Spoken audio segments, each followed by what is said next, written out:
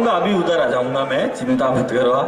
और मैं जानता हूं उधर आ जाऊंगा तो तुम वैसे ही करोगे जैसे कल करा था। अच्छा, कल तो फिर भी कोई फायदा था, आज तो कुछ भी नहीं।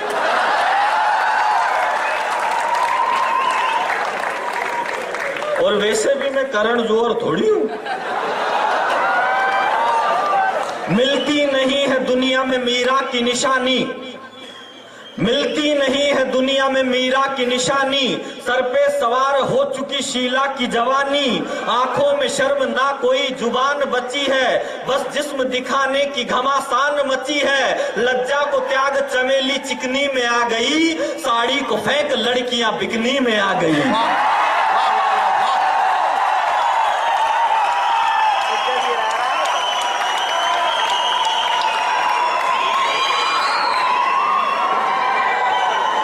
4 लाइनों में आपकी फिर से तालियां चाहता हूं।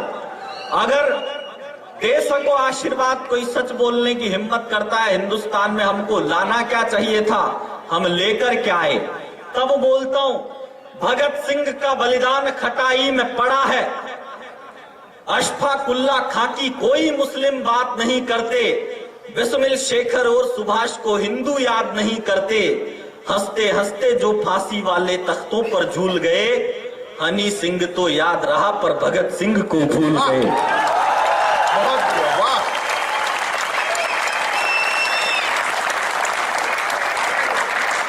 भगत सिंह का बलिदान खटाई में पड़ा है, अगर दे सको आशीर्वाद तो पूरा पांडाल दोनों हाथ ऊपर उठाकर बजाना। भगत सिंह का बलिदान खटाई में पड़ा है। मैं हिंदुस्तान की सरकार से पूछना चाहता हूं, मैंने एक कविता लिखी थी साहब नरेंद्र मोदी जी के समर्थन में, आपने सुनी होगी, यूट्यूब पर बहुत लोगों ने पढ़ी होगी, जरूरत पड़ी तो सेना की कमान नरेंद्र मोदी के हाथों में अटका देना, 24 घंटे बाद दाऊद अब्राहम जिंदा बच जाए तो बदले में मुझे फांसी पर लटका देना। अब उसको तो लटकाया नहीं, लोग मेरे से पूछते हैं तू कब लटक रहा है। मुझे इस बात की भी कोई शिकायत नहीं है, मुझे 64 साल से हिंदुस्तान की हर सरकार से एक शिकायत है, दिल्ली में औरंगजेब तक के नाम की सड़क बनती है, लेकिन आज तक हिंदुस्तान की सरकार भगत सिंह और चंद्रशेखर आजाद को आतंकवादी मानती है। अगर नरेंद्र मोदी तुम भारत माँ के बेटे हो तो सारे काम बाद में करना, ये 251 के मोबाइल बाद में चलाना, पहले भगत सिंह, चंद्रशेखर आजाद, वीर दामोदर सावरकर, सुभाष चंद्र बोस, इन सबको शहीद घोषित करो, इन सबकी प्रतिमाएं बनाओ। ये कब तक चला रहेगा, एक ही खानदान की मूर्तियां लगी रहेगी।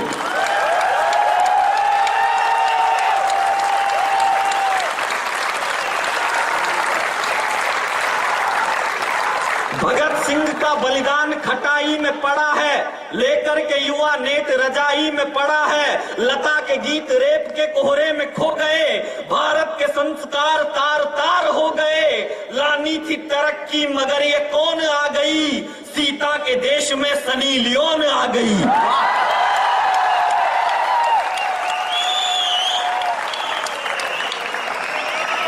लानी थी तरक्की मगर ये कौन आ गई, सीता के देश में लड़कियां होती क्या है, मेरी नजर में एक लड़की क्या होती है अब बताता हूं, मैं कविता को गंभीर करता हूं। होती है धरा और आसमान लड़कियां, पावन पुनीत विष्णु का विधान लड़कियां। देखो जो लोग जा रहे हैं, केवल मैं उनके 5-7 मिनट और चाहता हूं, 5-7 मिनट के बाद मैं भी नहीं रहूंगा, फिर आप भी नहीं रहोगे, फिर कोई भी नहीं रहेगा, ये सुना पांडाल रहेगा। लेकिन अगर आपने मुझे 5-7 मिनट और दे दिए तो मैं आपको वो सुना के जाऊंगा जिसके लिए आपका भी जीवन समर्थ हो और मेरा भी हो। मैं एक कविता सुनाने की कोशिश करता हूं भारत माता के इन बेटों के बीच में, क्योंकि साहब मैंने 35 देशों की यात्राएं की, मैं 35 अलग अलग मुल्कों में गया, लेकिन आज मैं वीआईटी के इस पांडाल में घोषणा करता हूं कि मैं अपने 35 की 35 विदेश यात्राएं इस एक विवेकानंद यूनिवर्सिटी के कॉलेज पे न्योछावर करने की घोषणा करता हूं। आपके बीच में के राम साहब, बगड़िया साहब, आपके बीच में आकर मुझे ऐसा लगा जैसे अब मुझे हरिद्वार जाने की कोई जरूरत नहीं है, मैंने यहीं कोई तीर्थ कर दिया है। बस एक कविता सुनाता हूं, इसको आप ध्यान से सुन लेना। होती है धरा और आसमान लड़कियां, पावन पुनीत विष्णु का विधान लड़कियां। होती है पवन पुत्र सी प्रणम्य लड़कियां, अद्भुत अटूट साहसी अदम्य लड़कियां। उनके लिए तो प्यार में सनम है लड़कियां, मेरे लिए तो वंदे मातरम है लड़कियां।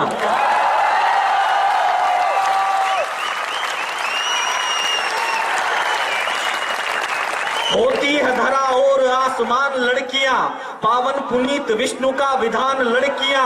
होती है पवन पुत्र सी प्रणम्य लड़कियां, अद्भुत अटूट साहसी अदम्य लड़कियां। उनके लिए तो प्यार में सनम है लड़कियां, मेरे लिए तो वंदे मातरम है लड़कियां। गंगा का ज्ञान भारती का भाल है लड़की, दुर्गा का रूप काल का कपाल है लड़की। राणा का भाल और शिवा की ढाल है लड़की, आदि अनंत अंत से विशाल है लड़की। पावन पुनीत प्रणम्य गायत्री है लड़की, पत्नी की प्रतिज्ञा है तो सावित्री है लड़की।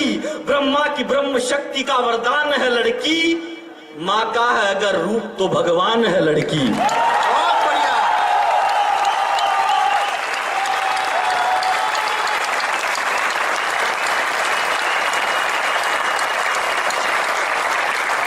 उसकी दुआएं कभी खाली नहीं जाती, उसकी बद्दुआ कभी टाली नहीं जाती।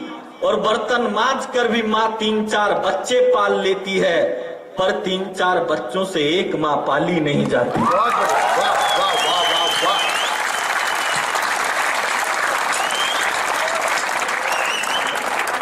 होती है आज बात गमन चांद पार की, और धज्जियां उड़ने लगी है संस्कार की। पश्चिम का भंवर चला और भूल हो गई, ठोकर से बदलियां बदल के धूल हो गई। सारी की सारी सभ्यता नाली में आ गई, इतने गिरे कि बहन भी गाली में आ गई। सारी की सारी सभ्यता नाली में आ गई, इतने गिरे कि बहन भी गाली में आ गई। भगवान राम जब वनवास पर जा रहे थे तो लक्ष्मण ने उर्मिला से कहा कि उर्मिला जाओ मेरे लिए पानी लेकर आओ। उर्मिला पानी लेने चली गई और पीछे से लक्ष्मण भगवान राम के साथ 14 साल के वनवास पर चले गए। लेकिन जब वापस आए लक्ष्मण, रावण से जंग जीतकर रावण को मारकर भगवान राम के साथ जब अयोध्या में वापस लौटे लक्ष्मण, तो एक नजारा था अयोध्या का। मैं वो नजारा आपको दिखाने की कोशिश करता हूं कि क्या नजारा था। शिव सी अथाह शक्तियां नारी के प्यार में, ऐसा किया था उर्मिला ने इंतजार में। वनवास बीतने के समय तक खड़ी रही, लेकर के जल का लोटा हाथ में खड़ी रही।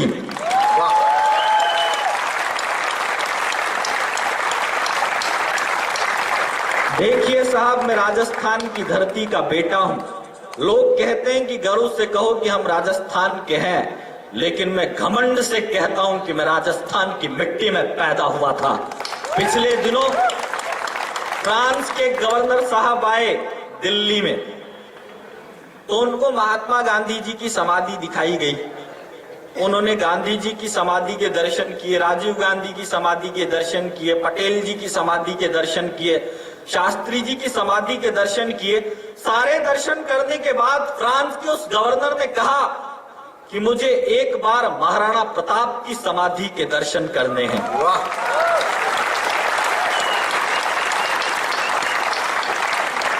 ये बड़ी बात थी साहब कि सबके सर झुक गए। बोले कि महाराणा प्रताप की समाधि तो है ही नहीं दिल्ली में, आपको दिखाएं कैसे। लेकिन गवर्नर साहब भी जिद्दी थे फ्रांस के, बोले कि मुझे तो देखनी है। तो उनको प्लेन से उदयपुर के गांव प्रेम मगरी में लाया गया। वहां पर उनको महाराणा प्रताप की समाधि के दर्शन कराए गए। तो गवर्नर साहब ने कुछ मिट्टी उठाई, अपने थैले में भरी, मिट्टी उठाई, अपने थैले में भरी, मिट्टी उठाई, अपने थैले में भरी। तो हिंदुस्तान के नेताओं ने पूछा, गवर्नर साहब ये क्या कर रहे हैं आप, इस मिट्टी को थैले में भरकर कहां ले जा रहे हैं? तो फ्रांस के उस गवर्नर ने उत्तर दिया कि मैं इस मिट्टी को ले जाकर फ्रांस की मिट्टी में मिला दूंगा, ताकि हमारी धरती पर भी महाराणा प्रताप जैसे पुत्र पैदा हो सके। वाह, बहुत बढ़िया।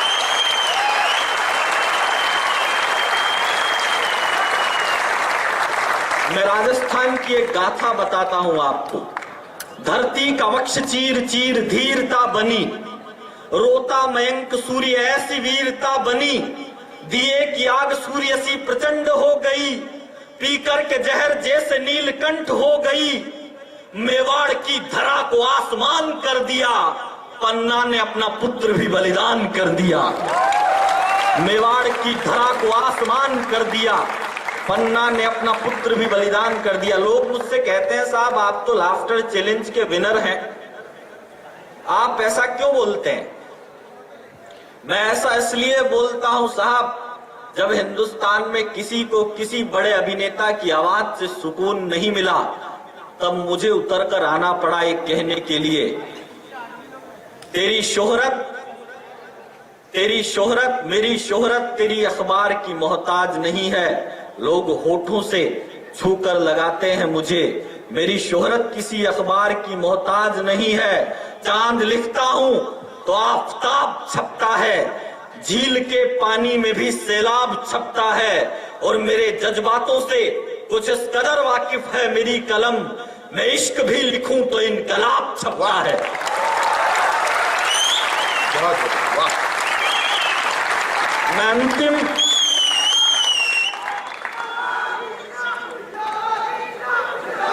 अंतिम 4 पंक्तियां आपके बीच में सुनाता हूं। सलुम्बर के एक राजा हुए राव चूड़ा। राव चूड़ा को युद्ध लड़ने के लिए जाना पड़ा। राव चूड़ा को जब युद्ध लड़ने के लिए जाना पड़ा तो राव चूड़ा बोले कि अभी तो मेरे पत्नी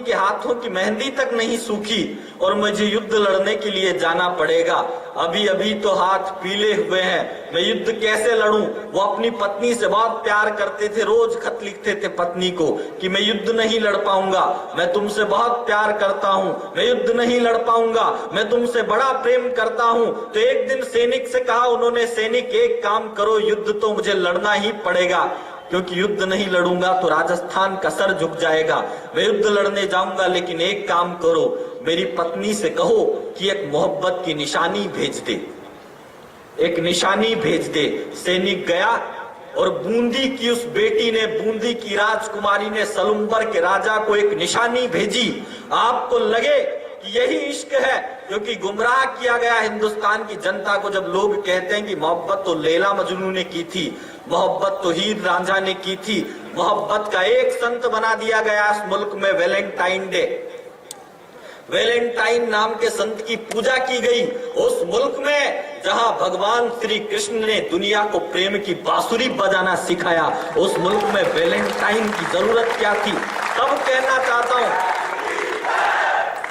एक बार लगाई दो बंसी वाले की जय, भारत माता की जय, वंदे मातरम। एक निशानी सौंपी हाडी रानी ने अपने पति को। क्या निशानी थी? आपको लगे कि यही इश्क है, यही प्यार है, क्योंकि लोग बोलते हैं कि जूलिया रॉबर्ट ने मोहब्बत की, लैला मजनू ने की, आजकल ये अनुष्का शर्मा और विराट कोहली भी ठीक ठाक कर रहे हैं। लेकिन मोहब्बत क्या होती है, उस हाडी रानी ने हिंदुस्तान को बताया।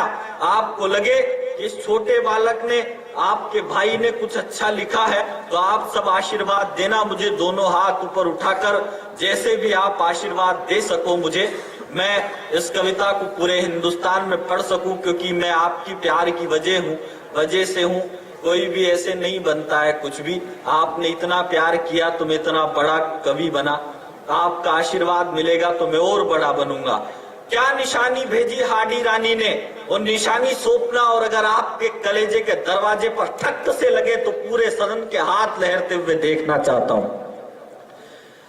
धरती का वक्ष चीर चीर धीरता बनी, रोता मयंक सूर्य ऐसी वीरता बनी, दिए की आग सूर्य सी प्रचंड हो गई, पीकर के जहर जैसे नीलकंठ हो गई, सागर के आंसू रोई थी चंबल की धार भी, इससे बड़ी कथा नहीं मिलेगी प्यार की। चूड़ा को जंग जीत का आशीष दे दिया, थाली में काट शत्रुणी ने शीश दे दिया। चूड़ा को जंग जीत का आशीष दे दिया, थाली में काट शत्रुणी ने शीश दे दिया।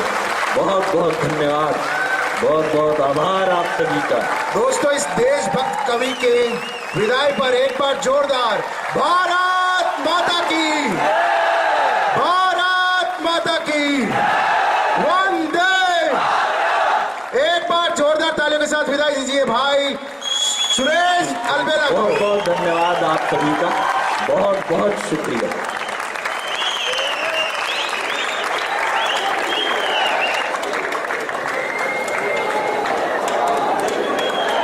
आशाराम बापू पैदा हो लिए।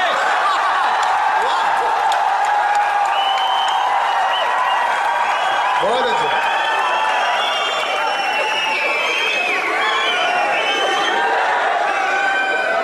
देखो, मैं आपको बताऊं,